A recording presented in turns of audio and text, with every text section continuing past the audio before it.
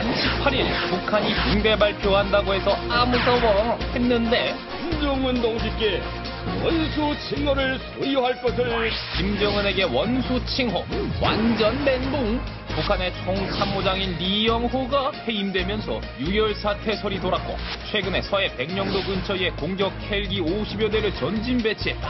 헐, 우리의 소원은 통일. 또 미키마우스와 걸그룹이 등장하고 김정은이 부인을 데리고 다니는 등 북한이 변화하고 있다. 김정은 통치 체제로 바뀌면서 북한의 동태가 궁금하다. 궁금해. 그래서 모셨다. 하태경 새누리당 의원, 안찬일 세계 북한연구센터 소장, 신범철 국방연구원 북한군사연구실장을 만나보자. 네, 우리나라에서 북한을 제일 잘하는 분들 모셨습니다. 하태경 새누리당 의원, 안찬일 북한연구센터 소장, 신범철 국방연구원 실장이 함께 자리했습니다. 안녕하십니까? 안녕하십니까? 오래간만에 뵙습니다. 예. 최근에 북한이 상당히 막 지금 급변하고 있는데 오늘 먼저 그 얘기부터 할까? 김영환 씨, 중국의 인권운동 하다가 갑자기 택시에서 납치돼가지고 가혹행위 당했다 이렇게 보는데 이 부분에 대해서 어떻게 우리 의원님? 그러니까 이제 김영환 씨 소개를 먼저 드리면 네. 이분이 소위 주사파 대부입니다. 네. 더 쉽게 설명을 드리면 최근에 종북 의원으로 문제되고 있는 이석기 의원, 네. 진보 통합 진보당의 네. 이석기 의원의 보스입니다. 네. 근데 이제 이분은 생각이 확 바뀌어가지고 이제 북한을 추종하다가 이제 김일성, 김정일 정권을 몰아내야 된다. 네. 북한 민주화를 해야 된다. 네. 이렇게 노선 전환을 했고, 네. 그래서 이제 북한의 실질적인 민주화를 기하려면 북한 내부에 영향을 줘야 되지 않습니까? 네. 근데 이제 북한 안에는 들어가기 힘드니까 이제 중국에 자주 가신 겁니다. 네. 중국을 통해서 북한의 영향. 하 의원님하고 비슷하네요, 약간. 예, 그렇죠. 저도 교류를 많이 했습니다. 어쨌든 네. 같은 업종에 종사하는. 네. 전향한 분이고 또. 네, 그렇죠. 종북 주사파에서. 그렇습니다. 예. 그래서 많이 이제 북한 인권하다가 이렇게 가혹행위 당한 거에 대해서는 어떻게 생각하십니까? 그래도 이제 국회의원이신데. 좀 열받습니다, 저는. 열받죠. 어쨌든 이제 이게 중국이 국가안전위해죄, 우리가 지금 중국의 국가보안법으로 네. 잡아 넣었는데 오늘 만나서 얘기를 들어보니까 그 건덕지도 별로 없어요. 네. 근데 억지로 지금 북한의 보위부 협력을 받고 네. 해서 구금한 다음에 구금한 것도 말도 안 되는데 구금해서도 가혹행위가 있었다. 네. 이것은 저희 대한민국 국민이나 국가 차원에서 좀 강경 대응해야 될 그런 상황 같습니다. 그렇죠. 예. 네. 어떻습니까? 우리 박사님, 안 박사. 김영환 씨. 네네. 예, 김영환 씨는 우리 하 의원님 말씀했지만 김일성 주석을 몇 번 만나고 네. 북한에서 이제 주체사상을 공부했지만 돌아와서 북한에는 주체사상이 없다. 이렇게 결론 내린 사람이기 때문에 네. 오늘 우리 청년 학생들에게 우리가 주체사상을 이렇게 북한 실정을 강의하면서도 상당히 실증적으로 설명할 수 있는 그런 분입니다. 그렇게 보겠습니까? 네. 저는 다른 각도에서 보면 이번에 김영환 선생님 해결 과정에서 네. 중국의 스탠스가 잘 나타나 있다. 기본적으로는 북한 측을 지원하면서도 우리의 외교적 역량에 따라서 어느 정도 설득할 수 있는 여지는 있다. 그런 것을 볼 수 있다고 생각합니다. 외교적으로 예. 딱 보면 그 정도 스탠스다. 지금 이제 본격적으로 좀 질문드려요. 김정은 위원장이라고 해야 됩니까? 어떻게 돼요? 김정은 호칭을 방송에서는 어떻게 해야 되죠? 제1위원장인데. 그렇게 얘기해야 됩니까? 일자를 놓을 필요 없이 그냥 김정은 위원장 하면 편하지 않을까. 그렇게 합니까? 우리 하 의원님? 그렇게 그냥 김정은 이렇게 하면 안 되는 겁니까? 저 같으면은 김정은 하겠습니다. 왜냐하면 지금 북한이 하는 행동을 보면은 계속해서 저희 정부에 대해서 비난하고 대통령에 대해서 총사령 같은 걸 막 하고 그렇게 하고 있습니다. 그런 차원에서 저는 김정은 이야기해도 괜찮다. 하 의원님. 예, 저도 그냥 우리 그냥 김정은 할까요, 그러면? 예. 문제만 없으면. 네. 예. 자, 지금 원수 칭호받은 얘기부터 하고 이게 뭘 의미하는 건지. 네. 예, 원수 칭호는 이제 이번에 김정은이 이제 대장이었다가 원수가 됐습니다만은 이 지구상에 20대의 원수 칭호를 받은 사람은 단 한 명도 없습니다. 네. 그래서 이제 김정은이 가진 원수는 공화국 원수, 소위 당과 국가를 지도할 수 있는 그런 원수고, 현재 생존해 있는 이열설 원수가 한 명 있는데 그 사람은 이제 인민군 원수. 네. 그래서 이 똑같은 북한의 원수라도 그 존재와 리더십의 비중이 다르고, 그러다 보니까 이번에 이제 세습 기간이 대단히 축약시켜서 김정은을 북한의 최고 지도자로 등극시키는 그런 의미가 있다고 볼 수 있습니다. 네. 저는 그 과정을 지켜봐야 된다고 생각하는데요. 네. 이게 통상적이었으면 사실 4월 달에 했어야 됩니다. 네. 김정일이 1991년 12월 달에 최고사령관이 됐고 그 다음 4월 달에 원수가 됐습니다. 왜 4월 달이 중요하냐? 4월 25일이 조선인민군 창건일이거든요. 네. 근데 이번에는 4월을 지나왔습니다. 네. 근데 갑자기 리용호를 해임한 다음에 그 다음 수요일 날 이렇게 하게 된 것은 그 과정에서 약간의 좀 불안정 상황이 있었을 수 있고 네. 그런 것을 갖다가 다 해결했고 김정은이 다 장악하고 있다는 것을 대내에 과시하기 위해서 이렇게 갑자기 원수에 추대됐다 이렇게 생각합니다. 그렇죠. 그러니까 원래는 내년 4월에 해야 되는 건데 네. 땡긴 이유는 군 내부에 동요가 있다는 것을 네. 오히려 반증하는 거죠. 동요가 있으니까 빨리 수습을 해야 되니까. 빨리 여기서 장악해야 된다. 그렇죠. 예. 그 리용호 총참모장의 해임은 북한에서 진짜 이거는 큰일 아니겠습니까? 큰일이 벌어진 거죠. 굉장히 큰 일이죠. 그러니까 넘버 2를 자른 거예요. 예. 김정은 바로 밑에. 네. 원래 김정은이 후계자로 등장할 때 최측근에서 보필하라고 같이 등장한 사람이 이용호입니다. 네. 그러면 김정은 입장에서는 권력을 안정화하기 위해서는 이용호부터 장악해야 돼요. 네. 장악해야 되는데 지금 김정은 권력이 불안정하니까 밑에 있는 사람들이 막 싸울 거 아닙니까? 네네. 사장이 흔들리면 밑에 있는 네. 부사장 전부들끼리 막 싸울 거 아닙니까? 네. 근데 이제 이거를 전반적인 관리를 잘 해야 되는데 이 싸움에서 이용호가 밀리는 거를 컨트롤 못 한 거예요. 그러니까 이제 군의 1인자를 이용호가 그 안에서 밀렸습니까?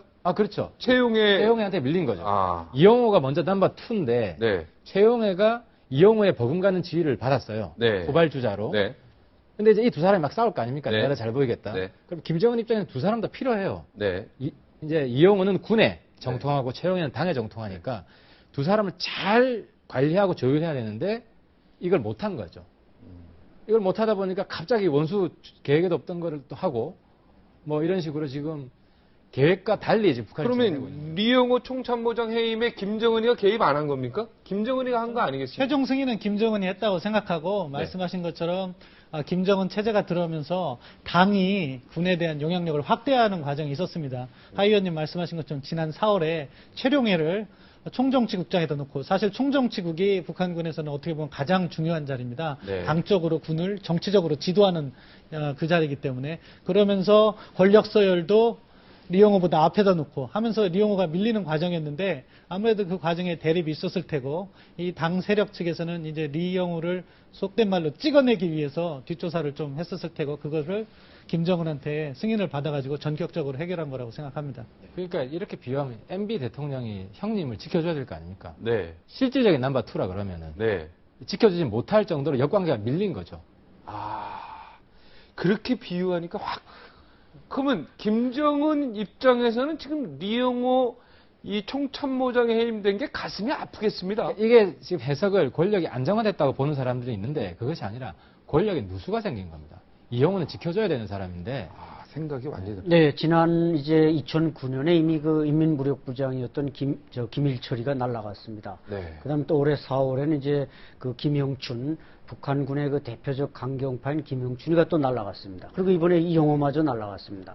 그러니까 이제 군을 그 대표하고 군을 대변하는 또 군의 기득권을 지키는 자들은 지금 김정은 체제에서는 다 지금 날아가고 있습니다. 네. 이것은 이제 쭉 두 분이 설명했지만 그 최용해를 통해서 군을 장악하고 또 김정은이 나름대로 뭔가 자기 시대 신생 그 체제를 안정화시키려고 하는데 군이 여기에 순응하지 않고 그래서 뭐 심지어는 이제 그 최용해가 이용호의 이제 그 방에 도청기를 설치해서 그가 이제 김정은이 너무 뭐 빨리 나간다든지 변화에 대해서 속도를 낸다든지 이런 데 대해서 그 도청을 해가지고 이번에 그 체포 명분도 만들고 이런 걸 볼 때 대단히 권력 내부가 좀 혼란스럽다는 것을 보여주는 것입니다. 이 리용호 총참모자 해임 과정에서 그 도청 내용이요. 네. 지금 방금 말씀하신 대로 너무 개방 인식에 있어서 너무 빠르다.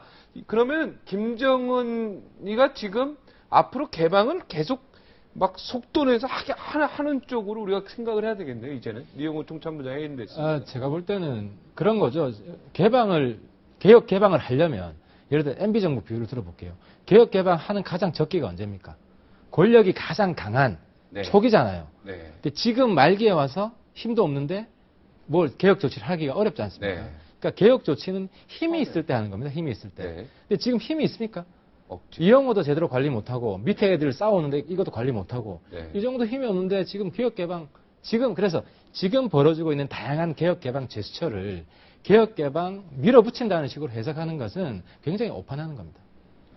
네, 저는 그 개혁개방 우리 하 의원님하고 조금 생각이 다른데 이제 네. 김정일 시대의 개혁개방은 독약이라 그러고 현재 북한 김정은 체제의 개혁개방은 이제 마약이다. 저는 그렇게 봅니다. 아, 독약하고 마약은 차이가 좀 네, 다르죠. 네, 예. 독약은 그냥 마셨다 하면 그야말로 죽는 거죠. 독배니까 바로 죽고 그때는 이제 군부 세력이 워낙 강경했기 때문에 김정일이가 개혁의 칼을 들 수가 없었습니다. 근데 김정은은 지금 들어와서 개혁을 선호해서가 아니라 북한 체제가 붕괴할 수밖에 없기 때문에 살아남기 위해서 즉 자전거가 달려야만 이게 그 서 있기 때문에 할 수 없이 하는 것이지 개혁을 선호해서 하는 건 아닙니다. 그래가지고 지금 올해부터 뭐 토지 조사를 해서 농촌에서부터 이제 가족용 농제를 시작을 해서 네. 물론 이것은 뭐 확고한 그런 개혁 개방이라기보다는 북한식 어떤 변화 이런 모멘텀은 지금 마련하고 있다고 저는 생각합니다. 그러니까 우리가 생각하는 북한의 개혁개방, 그러니까 북한 주민들이 잘 사는 식의 개혁개방이 아니라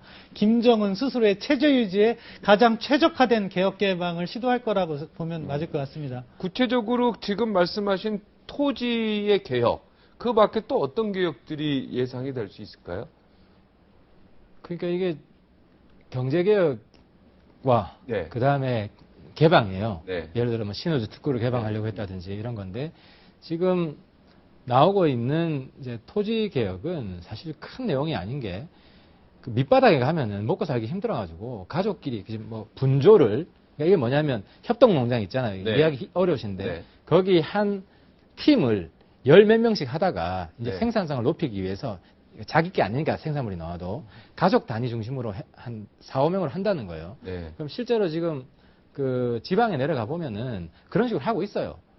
그러니까 이거를 선도적으로 개혁을 하는 것이 아니라 실제로 되고 있는 것을 사후에 추인해주는 정도인데 그럼 이런 개혁 개방 제스처를 지금 왜 하냐 힘도 없는데 네. 중국한테 잘 보이려고 그러는 거예요.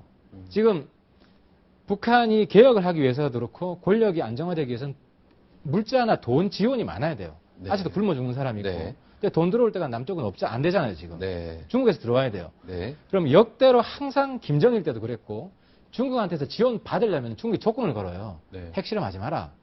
개혁개방 추진해라. 이제 그럴 때마다 김정일이 개혁개방 하는 것처럼 한마디씩 하고 제스처를 보내거든요. 네. 그럼 중국이 준다고요. 네. 그러니까 지금에 벌어지고 있는 뭐 미키마우스라든지 네.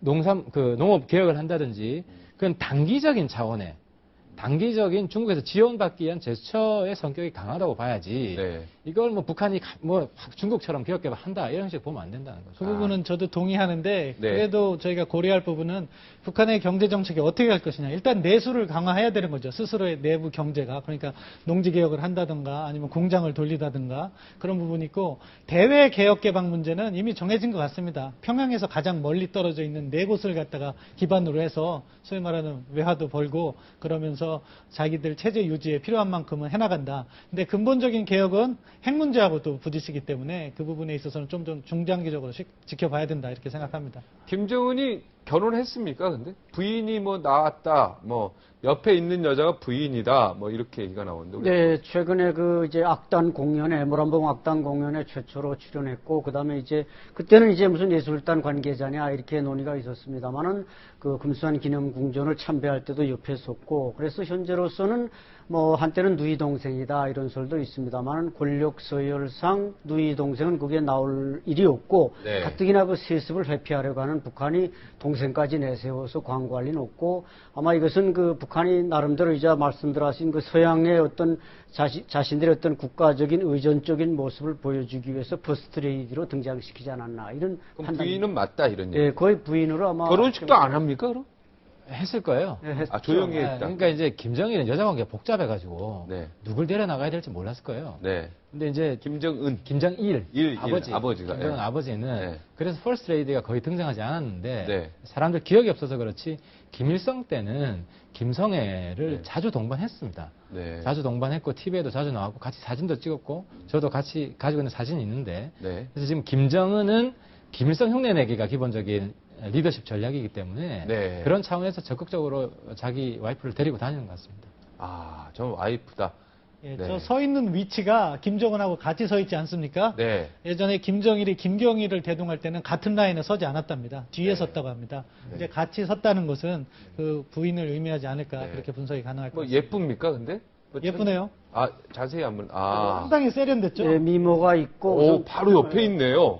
복장과 부인이라고 봐야 되네요, 저거는. 예, 완전히. 복장과 헤어스타일이 상당히 그 서구적인 지금 마스크를 하고 있다는 게 의미심장합니다. 그렇죠. 저 군들이 다 뒤에 서 있고 다 옆에 딱 서가지고 같이 동등하게 하니까요. 예, 예. 아, 어쨌든 저런 장면은 부인이다. 정상 국가가 된다는 면에서 네, 네. 좋은 면이죠. 아, 네, 네. 확실히 부인이다. 네. 네, 영부인이다. 이렇게. 예. 자, 김정일 요리사 후지모토 겐지가 북한으로 다시 간다. 김정은이가 불렀다. 자, 이 부분을 어떻게 해석해야 됩니까? 그 부분은 네. 제가 좀 친합니다. 이분이랑. 아, 후지모토 겐지가. 뭐, 네. 토론회도 몇 번 하고 네. 같이 술도 먹고 노래방도 가고 그래가지고 좀 네. 아는데 이 양반 있잖아요. 부침성이 굉장히 좋고 굉장히 정치적이에요. 그리고 이 양반이 김정은에 대해서 책을 여러 번 썼는데 거기 김정은 욕하고 비방하는 내용이 하나도 없어요. 네. 다들 김정은을 축혀 세우는 게 많아요. 예를 들어 어릴 때 눈빛을 보니까 지도자답더라. 그리고 자기 형 김정철라고 비교할 때 김정철은 여자 같고 정말 남자 같고 강인하더라. 그리고 뭐 농구를 하면 팀을 짜가지고 다 지도를 하고 어릴 때부터. 그러니까 물론 북한의 다른 뭐 안 좋은 면들을 많이 이야기를 했지만 김정은에 대해서는 안 좋은 이야기를 한 번도 한 적이 없어요. 그리고 저한테도 이제 그런 얘기 한 적이 있어요. 자기는 못한다. 뭘 못한다? 김정은에 대한 욕은 못한다. 아, 욕 못한다. 왜냐하면 자기 와이프가 지금 북한에 있습니다. 있고, 후지모토 겐지 예, 와이프가, 북한 와이프가 있어요. 애도 있고, 아, 북한에 있고, 그래서 자기가 책을 낼 때도 북한 쪽에 메시지를 전달한 것 같아요. 내가 먹고 살기 힘들어서 책을 내는데, 네. 이제 우리 수령님, 우리 왕자님, 욕은 안 하니까 이해를 네. 해달라. 네. 이런 이제 여태까지 소통이 좀 있었던 것 같아요. 아, 그 예, 내용을 그러니까- 들으니까 이해가 돼요. 예, 후지모토 겐지를 이제 초청한 것은 자기가 어렸을 때 아주 그 뭐 이웃이까지 만들어주고 이런 그 끈끈한 인간적인 그 관계가 아마 고독한 김정은에게 어떤 친구도 필요했고 그런 영향도 있지 않는가 하면 또 이제 한편으로는 외교적으로 일본에 대해서도 나름대로 좀 유화 제스처를 써야 되겠다 이런 판단도 있었지 않나. 네, 오늘 세 분하고 이야기를 하니까 뭔가 좀 지금의 현재 북한의 김정은의 상황을 상당히 이해가 되겠습니다. 이제 권력을 아주 잡지 못한 상태고요. 그 다음에 되게 외로운 상태고, 네, 이렇게 딱 좀 이해가 되는데. 자, 이제 국방 쪽 이야기 좀 하겠습니다. 신 박사님. 그, 백령도 코앞에 공격 헬기, 뭐, 50대를 배치했다. 이거 뭐, 이제 곧 또 뭐, 무슨 뭐, 국지전이라도 일어나는 겁니까? 어떻게 얘기가 나오고 계십니까? 지켜봐야겠습니다. 사실 백령도 앞에 있는 태탄 그 공군기지에 이렇게 네. 배치를 한 거로 전해지고 있는데요.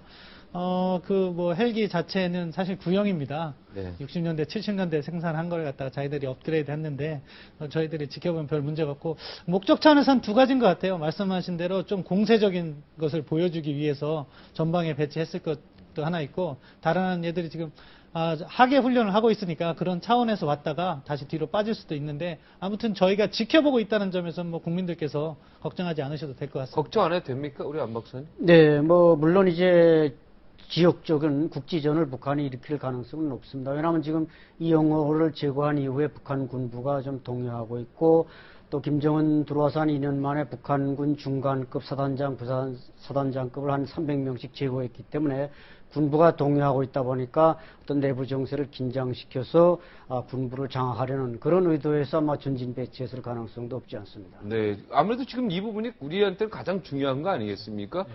안보가 우리는 가장 중요하죠. 또 연평도 사건이나 이런 사건이 나면 안 되니까 이런 부분에서는 좀 마음을 놔도 되는지. 근데 뭐 헬기 배치하고 막 이랬다니까 아무도 불안하지 않습니까? 경계를 늦추면 안 된다고 생각합니다. 이게 왜냐하면 김정은 입장에서는 제일 중요한 게 어쨌든 자기 권력을 공고히 하는 거고 권력을 공고히 할 때 가장 좋은 방법은 긴장을 고조시키는 겁니다. 네. 그럼 긴장을 뭐 일본하고 고조시키겠습니까? 중국하고 고조시키겠습니까? 대한민국이랑 하는 거거든요. 네. 그래서 언제든지 무슨 일이 있을 수 있다. 특히 대선이 있을 때는 더더욱 그런 걸 많이 합니다. 예를 들어 칼기 폭파 사건, 노태우 대통령 됐을 때, 네. 그때 대통령 선거 직전에도 칼기 폭파 사건이 있었거든요. 네. 그러니까 북한의 이제 고위급들은 심리가 남한을 겁주면은 평화를 원하는 야당이 집권할 가능성이 많다. 이런 심리가 있어요. 네. 그리고 지난 지방자치제 선거 때도 그게 통했어요. 그래서 야당이 승리했는데 지금 김정은의 대남 정책의 목표가 뭘 것 같습니까? 적화 통일. 이번에 지금 시기. 일단은 대선 승리 아니겠습니까? 그죠? 대선에서 정권 교체, 정권 교체. 그렇죠. 야당으로 정권 교체란 말이에요. 전술 일단 전술 그 쪽으로 전술이, 그렇지. 이번 전술이 네. 그럼 정권 교체하는데, 그러니까 이게 대한민국 사람들이 이해를 잘 못하는데 네. 북한이 긴장을 고조하면 야당이 불리하다, 야당 쪽 그래서 안 할 거다 이렇게 네. 생각하는데 네. 북한 사람들은 그렇게 생각 안 해요. 우리가 힘을 보여주면 아 종북주의자들이 북한에 힘이 있다, 우리가 이긴다 이런 식의 사고방식을 가지고 있어요. 네. 시대가 다르지 않습니까? 한국이랑 북한이랑. 네. 때문에 대선 시기일수록 북한의 무력 위협에 대해서 더 철저히 경계해야 되는 그런 이제 시사점을 저도 철저히 경계해야 된다는 부분은 동의 드리는데 저는 북한이 상당히 얕다고 생각합니다. 그러니까 이렇게 위협을 하면 한국 사회가 흔들릴 거라고 생각하지만 실제 공격을 하면 또 단합할 수도 있을 것이다. 그래서 북한이 지금 주로 이렇게 노리는 것이 대남 심리전, 그러니까 뭐 언론이나 사이버 이런 걸 통해서 계속해서 정부 비난하고 보수 세력 때문에 남북 관계가 이렇게 진전이 안 된다고 그런 쪽을 하면서 실제 공격은 조금 더 얕게 할 것이다. 그렇게 그러니까 지금 대선을 앞두고 야당에게 좀 유리하게 작용하도록 이런 공격적인 모습을 한다. 근데 우리는 사실 그렇게 하면 더 여당한테 표를 가는데요. 그걸 계산을 못 하고 있는 거네요. 아니요. 지난 지자체 선거를 보면 야당한테 표가 더 왔죠. 아, 그랬습니까? 예. 그래서 맞습니다. 꼭 예, 어떻게 야당이 그때 이제 그걸 또 많이 선동을 했고 우리 국민들 특히 젊은 사람들은 긴장되면 안 좋다 이런 생각을 가지고 있고 과거하고는 많이 바뀌었네요. 그러면 바뀌었죠. 대한민국 예. 국민의 국민 정서가 많이 바뀌었어요. 선거는 선거 이슈가 있으니까 뭐 북한 행동 때문에 우리의 표심이 이렇게 쏠리는 건 아니고 어느 정도 영향은 있다고. 비치죠. 예. 네. 자, 마지막으로 한 말씀씩 대남 협상 우리가 어떻게 전술을 가져가야 되며 우리가 어떻게 대응해야 되는지 앞으로 한 네, 말씀씩 예. 해주세요. 김정은 체제는 어쨌든 지금 내부를 정리하면서 스탠스를 변화, 이 시장화, 자유화, 민주화라는 아주 초기 단계에 지금 진입하려는 징후를 보이고 있습니다. 그래서 우리 정부가 이런 대북 정책을 좀 전략적으로 수립해서 북한이 그쪽으로 가도록끔 유인하는 것이 우선 중요하겠고, 그러나 또 이 과도기에 그들이 어떤 군부나 이런 긴장을 위해서 또 천안함이나 연평도 같은 사건도 도발할 수 있다. 이런 점에도 좀 긴장감을 가지고 관심을 가져야 될 때라고 생각합니다. 예, 저는 평소에 이런 표현은 잘 안 쓰는데 쾌도난마니까 쓰겠습니다. 저는 우리의 대북 정책이 부처님 손바닥 정책이 돼야 된다. 왜냐하면 북한을 저 위에서 내려다보면서 어떻게 움직이는지를 잘 통제할 수 있어야 되는데 지금 너무 같은 위치에서 바라보는 것 같습니다. 그런 식으로 좀 더 포괄적이고 세부적인 것까지 갖춘 전략이 필요하지 않겠느냐 이렇게 봐요. 그러니까 북한이 뭐라고 말하면 이거 웃으면서 그렇죠. 이건 이렇게 예, 예. 되는 거야. 짜증나 이러면서 그런 수준의 여유가 있어요. 저희가 이렇게. GDP도 이미 20배 이상 그러니까 아. 소위 체제 경쟁은 끝났거든요. 네. 그러니까 그런 여유를 가져야 된다. 이렇게 생각합니다. 체제의 우세는 이미 끝난 게임인데 부처님 손바닥 놓고 우리가 봐야 된다. 예, 이 얘기 들으면 좀 화나겠습니다. 북한. 예. 저도 비슷한데 일단 MB 정부 입장에서는 뭐 얼마 안 남았지 않습니까? 북한이 MB 정부 상대 안 할 가능성이 많습니다. 그러니까 뭐 입장을 바꾼다고 해서 네. 오히려 야근 수고 그냥 기존에 해오던 대로 쭉 해오시는 게 좋다. 기존의 원칙을 그대로 지키는 것이 북한의 대남 정책을 위해서 좋다. 왜냐하면 지금 첫 단추거든요. 김정은 들어서고 나서. 네. 근데 한국이 정치 상황에 따라서 왔다 갔다 바뀐다. 이렇게 되면 김정은이 한국을 우습게 봅니다. 네. 기본적인 대북 협상력이 작아지기 때문에 강경하더라도 원칙을 지키는 것이 좋고 유연한 이런 모습들은 새로운 정부가 들어설 때 그 정부에 맡기는 것이 낫다. 이런 말씀 드리고 싶습니다. 지금의 원칙은 그대로 어쩔 수 없이 가고 다음 정부가 들어설 때 그때 뭔가 융통성 있게 움직이는 게 낫다. 예. 우리를 그렇지 않으면 우습게 볼 수 있다. 예. 네. 오늘 정리하겠습니다. 네, 고맙습니다. 네, 감사합니다. 감사합니다. 예, 고맙습니다. 수백 년이 지나서 우리 후손들은 지금 남북 관계를 두고 뭐라고 말할까요? 뭐가 안타깝고 뭘 잘못했다고 말할지 참 궁금합니다. 여기서 물러가겠습니다. 시청해 주셔서 고맙습니다.